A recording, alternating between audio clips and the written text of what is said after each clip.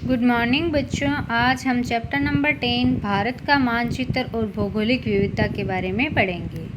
तो अपने को चैप्टर के अंदर दे रखा है, आपने भारत का मानचित्र देखा होगा।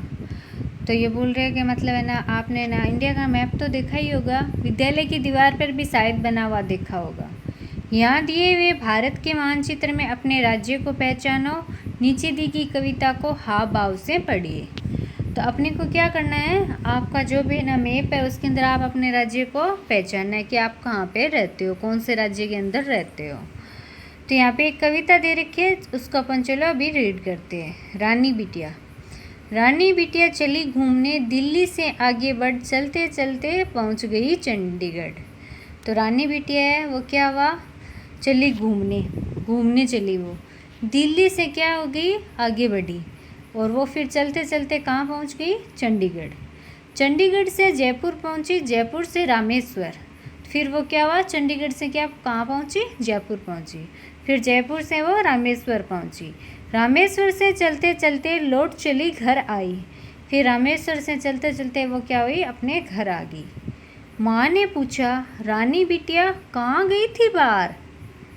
तो बिटिया बोली, कहीं नहीं माँ, मैं थी घर के अंदर। तो वो बोली, मैं तो कहीं नहीं गई थी, मैं तो अपने घर के अंदर ही थी। घर के अंदर? रानी बिटिया, ऐसा झूठ सरासर। तो उसकी माँ बोलती है, बेटा ऐसा क्यों झूठ बोल रही हो, तुम घर के अंदर कहाँ थी। झूठ नहीं माँ, सच कहती हूँ, भारत है मेरा घर। वो बोलती है कि माँ मैं झूठ नहीं बोल रही हूँ, मेरा ये पूरा भारत है, मेरा घर है वो। फिर आपको है ना इधर दे रखे है, देखो आप भी अपनी किसी यात्रा के बारे में एक छोटा अनुच्छेद लिखिए या मौखिक रूप से उसे साझा करिए। जैसे इधर रानी बिटिया ने अपना मतलब है ना यात्रा के बारे में दे रखा है ना, वैसे ही आपको भी आपने कहीं यात्रा की है तो उसके बारे में आपको बताना चाहिए क्लास के अंदर। कविता में जिन स्थानों का उल्लेख जैसे दिल्ली, चंडीगढ़, जयपुर, रामेश्वर, उन्हें भारत के मानचित्र पर खोजें और उनका स्थान चिन्हित करें। तो आपको क्या करना है, जो इंडिया का मैप है ना उसके अंदर है ना, आपको ना जहाँ जहाँ वो घूमी, जैसे देखो पहले दिल्ली, फिर चंडीगढ़, फिर जयपुर, फिर रामेश्वर, उन्हें क्या करना है, इंडिया के मैप के अंदर आपको उनको स्थान चिन्हित करना है, मतलब आपको देखना है कि वो कहाँ कहाँ है, उसको आपको नोट करना है। फिर चलो आप आगे देखते हैं अपन। फिर है ये देखो गतिविधि 1 दे रखी है, आपको ध्यान से देखो। आप दिए गए भारत के मानचित्र का अवलोकन कीजिए और बताइए। तो आपको है ना गतिविधि दे रखी है, आपको ये इंडिया का मैप दे रखा है जिसके अंदर देखो हमारा देश भारत, ये आपको दे रखा है। इसके अंदर आपको क्या करना है,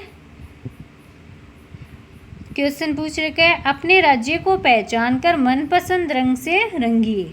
तो आप है ना इस देखो इंडिया का मैप दे रखा है आपको, इसके अंदर आप कौन से राज्य में रहते हैं, जैसे राजस्थान में, अपन जैसे राजस्थान में रहते हैं तो राजस्थान को क्या करेंगे, अपन कलर करेंगे। या कोई कहीं और भी कहीं रहता है, जैसे गुजरात में रहता है या यूपी में या एमपी में, तो वो क्या करेगा, उस स्टेट को क्या करेगा, कलर करेगा। जैसे अपन राजस्थान राज्य में रहते हैं तो अपन ने क्या किया, राजस्थान राज्य को किसी भी अपने मनपसंद कलर से उसको कलर कर लिया। फिर नेक्स्ट क्वेश्चन अपने को दे रखा है, राजस्थान के उत्तर दिशा में कौन कौन से राज्य स्थित है, उसके क्या करना है, आपको नाम बताने हैं। तो अपने इधर क्या है, मतलब देख लो, उत्तर में क्या है, पंजाब है, उत्तर पूर्व में क्या है, उत्तर प्रदेश है और हरियाणा है। फिर नेक्स्ट क्वेश्चन आपको दे रखा है, राजस्थान के दक्षिणी दिशा में कौन कौन से राज्य स्थित है, आपको क्या करना है, नाम लिखना है। तो राजस्थान के दक्षिण में देख लो गुजरात है और मध्य प्रदेश है। फिर 4 नंबर क्वेश्चन दे रखा है, राजस्थान के पूर्व दिशा के राज्यों को भिन्न भिन्न रंगों से आपको क्या करना है, बढ़ना है। तो पहले अपने को देखना है कि राजस्थान के पूर्व दिशा में कौन कौन से राज्य है, एक तो उत्तर प्रदेश है और एक मध्य प्रदेश है, उनको क्या करना है, आपको अलग अलग रंग से भरना है। तो अपन इंडिया का मैप लेंगे और उसके अंदर क्या करेंगे, यूपी और एमपी को कलर करेंगे, दोनों को एक साथ भी कलर कर सकते हैं। फिर अपने को नेक्स्ट क्वेश्चन दे रखा है, आकार में बड़े 3 राज्यों को पीले रंग से भरे और उनकी राजधानी के चारों ओर क्या करना है, आपको घेरा बनाना है। तो अपन है ना इंडिया का मैप लेंगे और उसके अंदर तीनों राज्य जो सबसे बड़े राज्य है, जैसे राजस्थान है, फिर मध्य प्रदेश है, फिर महाराष्ट्र है, तो इनकी राजधानी जयपुर, भोपाल और मुंबई है, इनको क्या करना है, आपको गोल घेरा बनाना है। फिर आगे देखते हैं अपन गतिविधि 2। अब मानचित्र 2 में अपने देश भारत हैं उनके पड़ोसी देशों को देखिए। क्या आप पहचान सकते हैं कि हमारे पड़ोसी देश कौन कौन से हैं और उन देशों के नाम आपको क्या करना है, लिखना है। तो इधर अपन देखेंगे, देखो ये रहा अपना मैप इंडिया का। इसके अंदर अपने देखो कौन कौन से ना पड़ोसी देश लग रहे हैं, उसको क्या करना है, अपने को देख के बताना है। तो अपने ना पड़ोसी देश कौन कौन से, पश्चिम में है पाकिस्तान और अफगानिस्तान, उत्तर में कौन सा है, चीन, नेपाल और भूटान, पूर्व में क्या है, बांग्लादेश और म्यांमार, और दक्षिण में है श्रीलंका और मालदीव। मतलब भारत के कुल पड़ोसी देश क्या है, पाकिस्तान है, अफगानिस्तान है, चीन है, नेपाल है, भूटान है, बांग्लादेश है, म्यांमार है और श्रीलंका और मालदीव है। फिर आगे देखते हैं अपन भारत के भौगोलिक प्रदेश। भारत एक विशाल और विविधतापूर्ण देश है। भारत क्या है, एक बहुत बड़ा देश है जिसमें अलग अलग तरीके के लोग रहते हैं। यहाँ पे क्या है, विविधताएं हैं, सब जगह अलग अलग टाइप के होते हैं। विविधता में भी क्या है, एकता है, जिसमें अनेक प्रकार के भौगोलिक प्रदेश शामिल है। यहाँ पर्वत, मैदान, पठार, नदियाँ, समुद्र तट और द्वीप समूह जैसे विभिन्न प्राकृतिक स्थल है। भारत के अंदर क्या है, विविधतापूर्ण देश है। यहाँ पे क्या है, कहीं पे पर्वत है, कहीं पे मैदान है, कहीं पे क्या है, पठार है, कहीं नदियाँ हैं, समुद्र तट है, द्वीप समूह है, जैसे विभिन्न क्या है, प्राकृतिक स्थल है। ये अपने आप प्राकृतिक बने हुए हैं। भारत की तटीय सीमा, अपन अभी क्या पढ़ेंगे, अब भारत की तटीय सीमा मतलब तट के अंदर कौन कौन सी सीमा लगती है वो अपन देखेंगे। समुद्र को देखना बहुत ही रोमांचकारी होता है। क्या आपने कभी समुद्र देखा है? वास्तव में चित्रों में और टीवी पर देखा हो। समुद्र के बारे में चर्चा कीजिए। तो कुछ बच्चों ने ना समुद्र देखा होगा, कुछ ने ना टीवी के अंदर देखा होगा या मोबाइल के अंदर देखा होगा या उनका चित्र देखा होगा किताबों में। आपको क्या करना है, अब समुद्र के बारे में चर्चा करनी है। राजस्थान राज्य समुद्र से काफ़ी दूर है। राजस्थान राज्य क्या है, समुद्र से बहुत ज़्यादा दूर है। इसलिए अगर समुद्र देखना हो तो हमें गुजरात या भारत के अन्य तटीय राज्यों में जाना होगा। तो अपने राजस्थान में तो क्या है, समुद्र नहीं है, इसलिए क्या है, समुद्र अपने को अगर देखना हो तो हमें क्या करना पड़ेगा, गुजरात या भारत के अन्य जो तटीय राज्य है वहाँ पे जाना होगा। भारत तीनों ओर से जल से घिरा हुआ है। भारत क्या है, तीनों ओर से क्या है, जल से घिरा हुआ है। जिस भूभाग के तीन ओर पानी हो और एक और भूमि हो उसे क्या बोलते हैं, प्रायद्वीप कहते हैं। यानी देखो, जिस भूभाग के तीन साइड क्या पानी हो और एक और क्या हो, भूमि हो, तो उसको अपन क्या बोलेंगे, प्रायद्वीप बोलेंगे।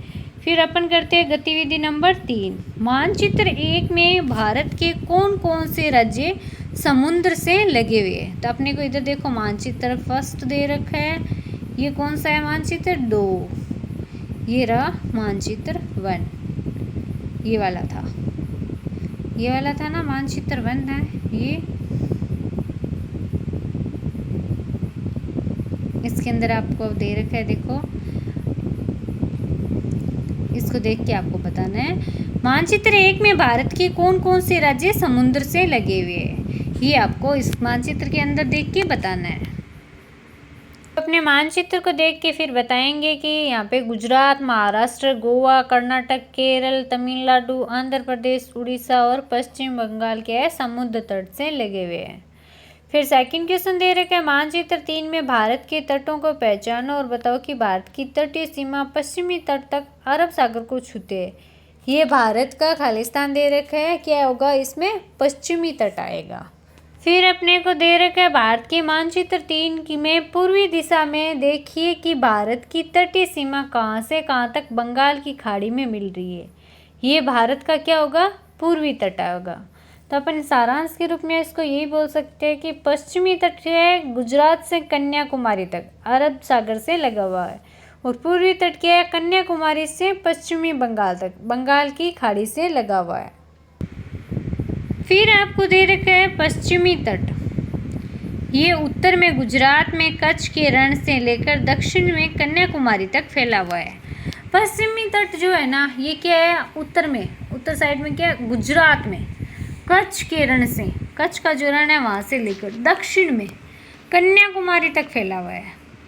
भारत का सबसे लंबी तट रेखा वाला राज्य क्या है, गुजरात है। इसको आपको क्या करना है, अंडरलाइन कर लेना है, इसको ना याद रखना है, ये आपको क्वेश्चन पूछा जा सकता है एग्जाम के अंदर। इस तट पर क्या है, बंदरगाह स्थित है।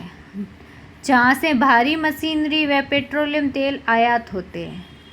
तो यहाँ पे क्या है, देखो अपन वापस दोबारा पढ़ेंगे। भारत का सबसे लंबी तटरेखा वाला राज्य कौन सा है? गुजरात है। इस तट पर क्या है? बंदरगाह है, जहाँ से वहाँ से जो तट है ना, वहाँ से भारी मशीनरी व पेट्रोलियम तेल क्या होता है? आयात होते हैं।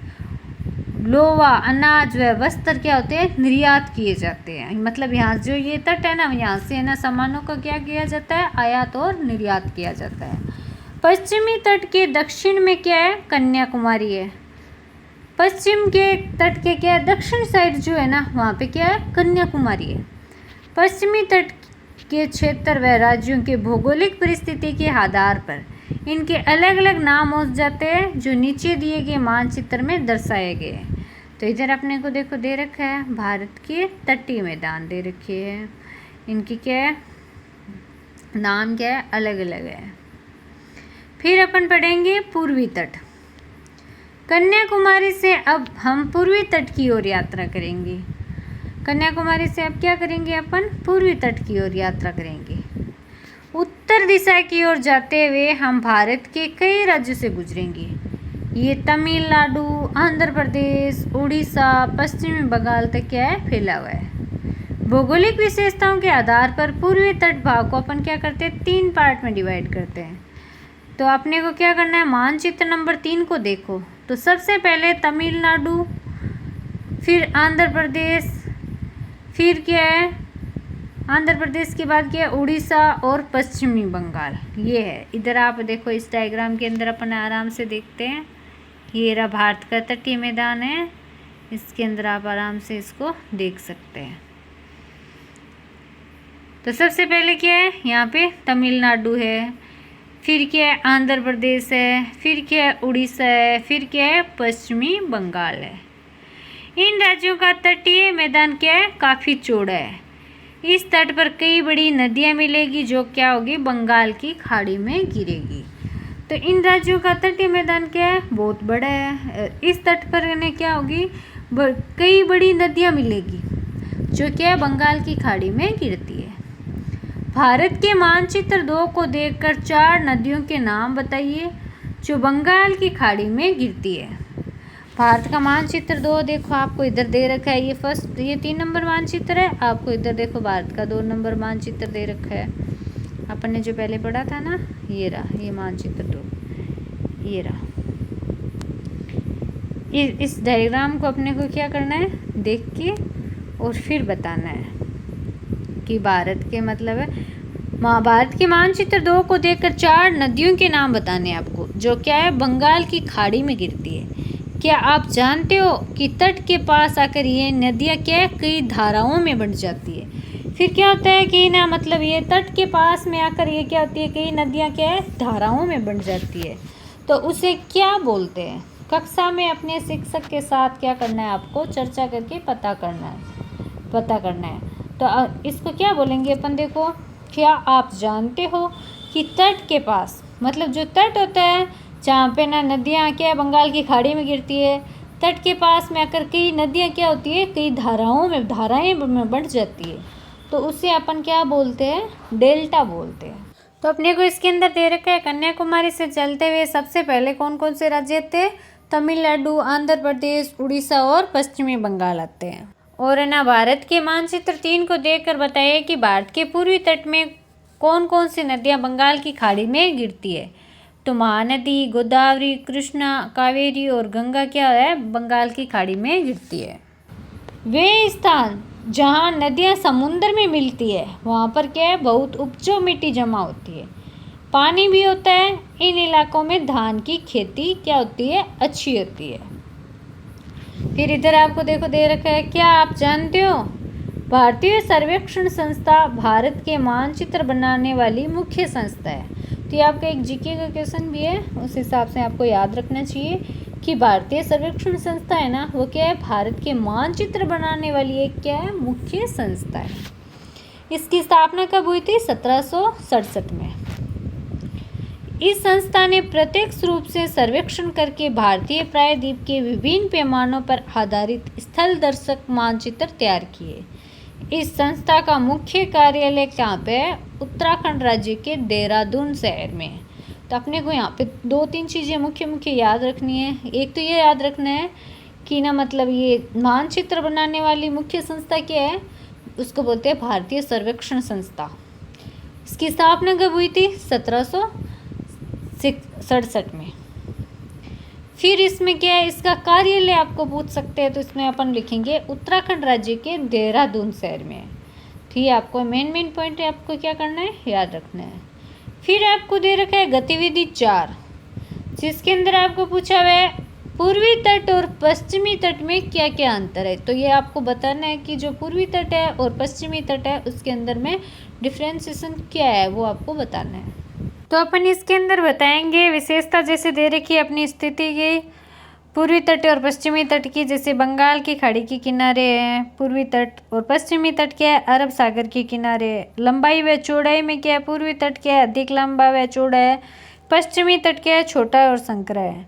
डेल्टा का निर्माण में क्या है, पूर्वी तट पर बड़ी नदियाँ जैसे गंगा, गोदावरी, कृष्णा, कावेरी क्या करती है, डेल्टा बनाती है। और पश्चिमी तट पर क्या है, यहाँ नदियाँ मुहाने पर मुहाना बनाती है, डेल्टा कम मिलता है।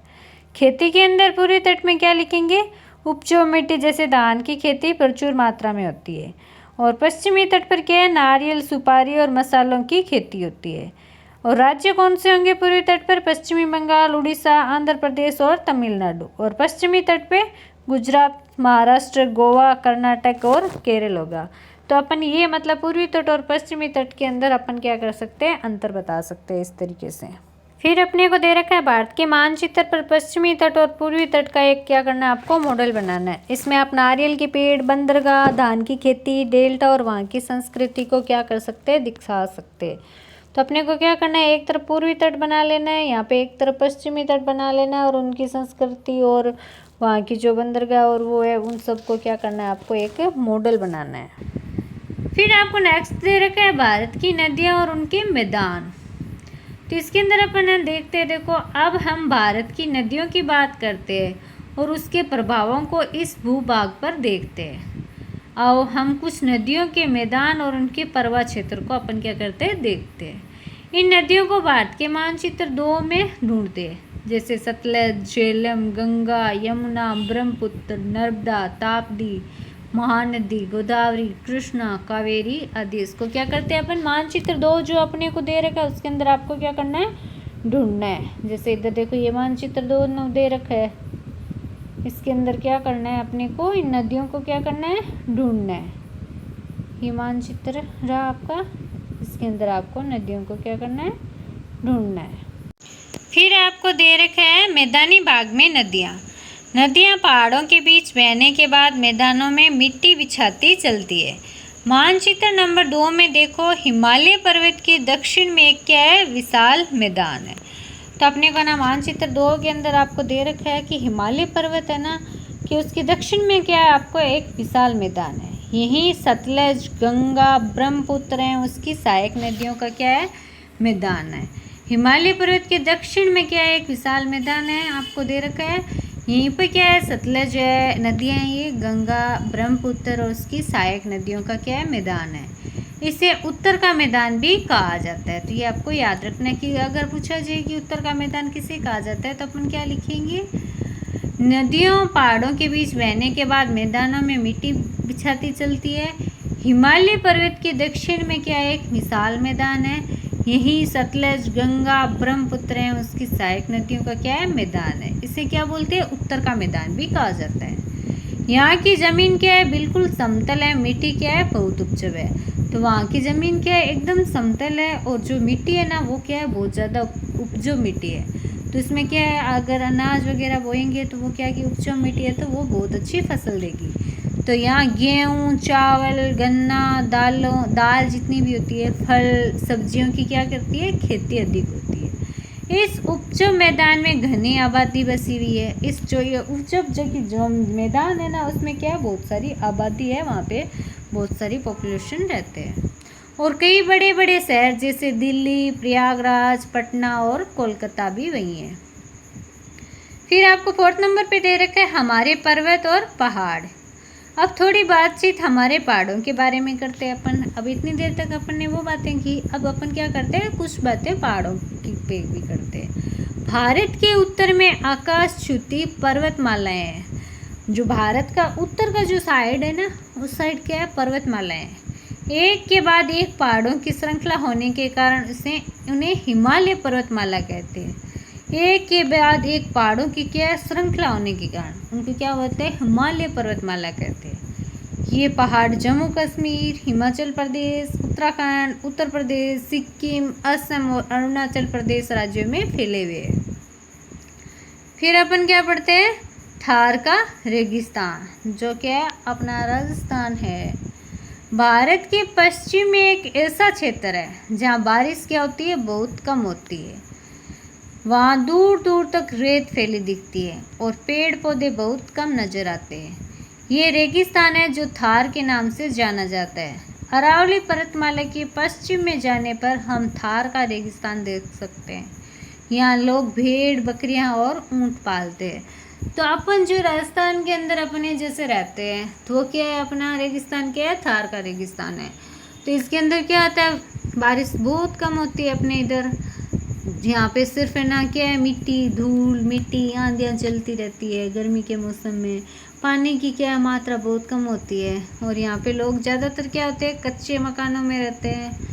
मिट्टी के मकान बने होते हैं, गोबर के मकान होते हैं, उनमें रहते हैं। क्योंकि वो भी वो अपना क्या है, मतलब पर्यावरण के अनुकूल रहने के कारण वो वैसे घर होते हैं। जैसे कि यहाँ पे बहुत ज़्यादा गर्मी पड़ती है, तो गर्मी में क्या है, ठंडक रहने के लिए क्या होता है, गोबर और उनके घर बने हुए होते हैं।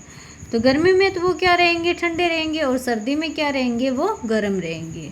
और ज़्यादातर यहाँ पे ना मतलब भेड़, बकरी और ऊँट पालते हैं। यहाँ पे इधर देखो, आपको अपना डायग्राम भी दे रखा है जिसमें क्या है, ऊँट और ये दिखाई दे रहे हैं, पानी भर रहे हैं। यहाँ पे इकट्ठा पानी कर रखा है, उसमें से पानी की बहुत ज़्यादा कमी होती है इधर। फिर गतिविधि क्या है, 5 दे रखी है आपको। इस क्षेत्र में लोग कैसे रहते होंगे और क्या करते होंगे, इनके बारे में आपको क्या करना है, पता करना है। तो अपन इसके अंदर लिखेंगे कि थार के लोग कच्चे पक्के घरों में रहते हैं। यहाँ पानी की कमी होने के कारण लोग कुएं, टांके और तालाबों से पानी लाते हैं।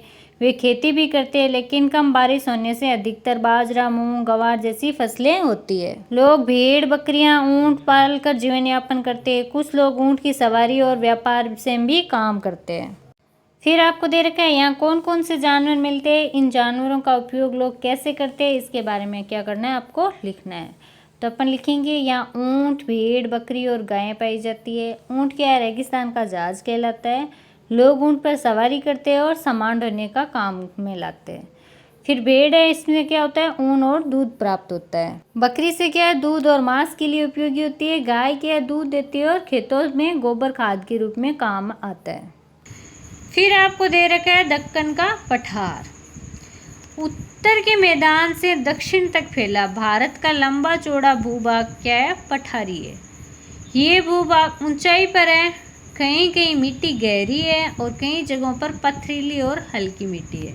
तो ये भूभाग क्या है, मतलब ये जो दक्कन का पठार है, पठारी भाग जो भी है, वो क्या है, ऊंचाई पर है। मतलब उसके जो वो क्या है, हाइट है। कहीं कहीं क्या है, इसमें मिट्टी क्या है, गहरी है, और कई जगहों पर पथरीली है, कहीं पर हल्की मिट्टी है। यहाँ बहुत से क्षेत्रों में पानी भी कम बरसता है। तो यहाँ पे बहुत सारे क्षेत्र में तो क्या है, पानी की मात्रा इधर भी कमी है। ज्वार, रागी जैसे मोटे अनाज ज़्यादा उगाए जाते हैं। ये क्षेत्र दक्षिण का पठार कहलाता है या दक्कन का पठार कहलाता है। इन्हीं पठारों में लोहा, कोयला, सोना, एल्युमिनियम आदि की क्या है, खदानें हैं। तो जो ये दक्कन का पठार है, ये दक्षिण का पठार है, इसमें क्या है, लोहे की खान, कोयले की खान, सोना, एल्युमिनियम इधर क्या होता है, ज़्यादा होता है। मानचित्र नंबर 3 में क्या है, दक्कन के पठार हैं, उसमें पाई जाने वाली नदियों को पहचाना और भारत के खाली मानचित्र में उसकी स्थिति को आपको क्या करना है, दर्शाना है। तो मानचित्र नंबर 3 आपको इधर दे रखा है, आप देख सकते हैं। अभी अपन ने देखा था ये वाला, ये रहा। इसके अंदर अपन देख के क्या करेंगे, देख के आपको बताना है कि दक्कन के पठार और उसमें पाए जाने वाली नदियों को अपने को क्या करना है, पहचानना है। और भारत के जो खाली मानचित्र है ना, उसके अंदर आपको क्या करना है, इसको दर्शाना है। फिर आपको ना अभ्यास कार्य करने हैं, जिसके अंदर फर्स्ट क्वेश्चन पूछा गया है, भारत के उत्तर में स्थित पर्वतों के नाम लिखिए। तो अपन इसमें लिखेंगे हिमालय पर्वतमाला में जम्मू कश्मीर, हिमाचल प्रदेश, उत्तराखंड, सिक्किम और अरुणाचल प्रदेश में फैली है। फिर सेकंड दे रखा है, गंगा ब्रह्मपुत्र मैदान में कौन कौन से राज्य आते हैं। तो पंजाब आता है, हरियाणा आता है, यूपी, बिहार, पश्चिमी बंगाल और असम आता है। फिर 3 नंबर पे है, भारत के कौन से राज्य समुद्री तटरेखा से लगे हुए हैं। तो गुजरात है, महाराष्ट्र है, गोवा है, कर्नाटक है, केरल है, तमिलनाडु है, आंध्र प्रदेश है, उड़ीसा है और पश्चिमी बंगाल है। फिर 4 नंबर क्वेश्चन पूछा गया है, थार का मरुस्थल किन राज्यों में फैला हुआ है। तो राजस्थान, गुजरात, हरियाणा, पंजाब के कुछ भागों में थार का मरुस्थल फैला हुआ है। और फिर 5 नंबर पे है, दक्कन के पठार में पाई जाने वाली प्रमुख नदियों के नाम लिखने हैं आपको। तो दक्कन के पठार में कौन कौन सी नदियाँ आती है, अपन ने जो पाठ के अंदर देखा था, गोदावरी, कृष्णा, कावेरी, महानदी, नर्मदा, ताप्ती, ये नदियाँ हैं। फिर आपको देख रखा है, भारत के भौगोलिक प्रदेशों को पहचाने और सही नाम लिखने की गतिविधि में अपने शिक्षक की क्या करें, आप सहायता लीजिए। तो इसके अंदर अपन लिखेंगे जैसे भारत के भौगोलिक प्रदेश है, जैसे हिमालय, गंगा का मैदान, थार का मरुस्थल, दक्कन का पठार और तटीय क्षेत्र। फिर क्या करना है, अपने को ये खाली मानचित्र में ऊपर लिखे गए सभी क्षेत्रों और नदियों को क्या करना है, आपको चिन्हित करना है। तो आप इंडिया का एक मैप लेंगे, उसके अंदर है ना हिमालय, गंगा का मैदान, थार का मरुस्थल कहाँ से कहाँ तक है, दक्कन का पठार और तटीय क्षेत्र है ना, उन सबको क्या करना है, आपको चिन्हित करना है। फिर आपको दे रखा है, भारत के मैदानी प्रदेश में रहने से कौन कौन से लाभ और चुनौतियां हो सकती है। तो अपन इसके अंदर लिखेंगे, लाभ में कि जो भूमि है, नदियों से सिंचाई की जाती है, घनी आबादी है, परिवहन और व्यापार में आसानी होती है। और चुनौतियां क्या क्या हो सकती है, जैसे बाढ़ का खतरा, जनसंख्या अधिक होने से भीड़ और संसाधनों पर दबाव हो सकता है। फिर आपको दे रखा है, यदि आप पहाड़ी क्षेत्र में रहते हो तो आपकी दैनिक दिनचर्या कैसे अलग होती है। तो अपन लिखेंगे, पहाड़ों में ठंडा मौसम होता है, इसलिए कपड़े और खान पान अलग होंगे। खेती सीढ़ीनुमा खेतों में होती, परिवहन कठिन होता है, इसलिए पैदल चलना अधिक पड़ता। जीवन मैदानी क्षेत्रों की तुलना में क्या होता, थोड़ा कठिन होता। फिर आपको दे रखा है कि आपको ना मुंबई, चेन्नई और अहमदाबाद और जयपुर को इसके मैप के अंदर भरना है। तो ये था आज का अपना चैप्टर, और अगला चैप्टर करेंगे अपने अगले पार्ट में।